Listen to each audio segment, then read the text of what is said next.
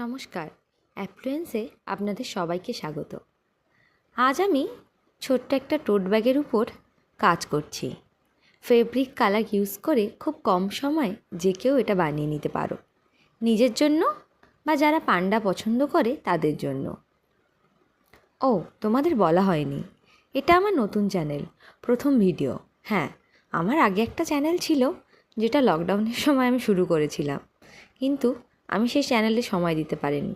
বিগত 2 বছর হলো সেটা বন্ধ, আর মাঝখানে আমার ফোনটাও খারাপ হয়ে যায়, তাই তার আইডিও আমার কাছে আর নেই, তাই ওই চ্যানেলটা আমি বন্ধ করে দিয়েছি। তবে হ্যাঁ, এবার আমি একটা নতুন চ্যানেল খুলেছি, যার প্রথম ভিডিও তোমরা দেখছো। আগের চ্যানেলে মূলত থাকতো আমার হাতের কাজ, শুধু হাতের কাজ আর ছবি আঁকা। তবে নতুন চ্যানেলে আমার হাতের কাজ ছাড়াও থাকবে অনেক গল্প, মজা, ক্রাফটের নতুন নতুন কাজ আর নতুন কিছু জায়গার খোঁজ, যেখানে আমি ছুটি কাটাতে গেছি আর তোমরাও যেতে পারো। শোনো, এই ব্যাগটাতে কাজ করার সময় একটু খেয়াল রাখবে, একটু বেশি জল পড়লে এই ব্যাগটা থেকে কিন্তু রঙটা স্প্রেড করবে, কারণ এই ব্যাগটা তো আসলে ওই কাপড়ের, তো কাপড় যেহেতু একটু বেশি জল নেবে তখনই দেখবে চারিদিকটা ছড়িয়ে যাচ্ছে, তাই চেষ্টা করবে রঙটা মোটা করে কাপড়ের উপর দেওয়ার।